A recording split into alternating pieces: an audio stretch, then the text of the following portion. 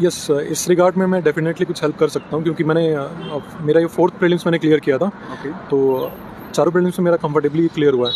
तो इसके regarding aspirants को यही हमेशा मैं एडवाइस देता हूँ, जिन्होंने भी पूछा है, कि you make your basics as strong as possible. जो बेसिक बुक्स है, economy, polity, geography, environment, history, वो आपको बार बार पढ़नी है। करंट अफेयर आप पढ़ रहे हो, एक मैगजीन पढ़ो, वही बार बार पढ़ो। आप टेस्ट सीरीज दो, टेस्ट सीरीज बहुत सारे दो। टेस्ट सीरीज के मार्क्स से कुछ लेना देना नहीं है। आप टेस्ट सीरीज से सीखो कि उसमें सोल्यूशन है, सोल्यूशन पढ़ो। अपनी जो गैप्स इन प्रिपरेशन है वो आप टेस्ट सीरीज से फिल करो।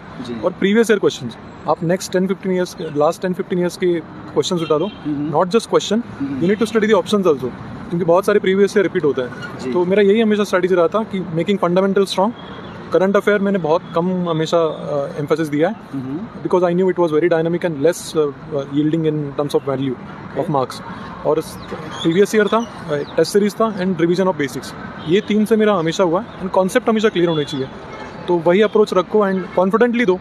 डर के जाओगे एग्जाम में तो आप जो पता है आपको वो भी आप नहीं कर पाओगे सही।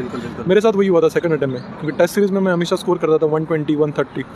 लेकिन जब एग्जाम की बात आई, मैं इतना नर्वस था कि मैं पहली रात में सो ही नहीं पाया एग्जाम के। तो जब मैं उस पेपर में 100-110 स्कोर कर सकता, मैं उसमें 80 स्कोर किया मैंने इन माई सेकंड प्रीलिम्स इन 2019।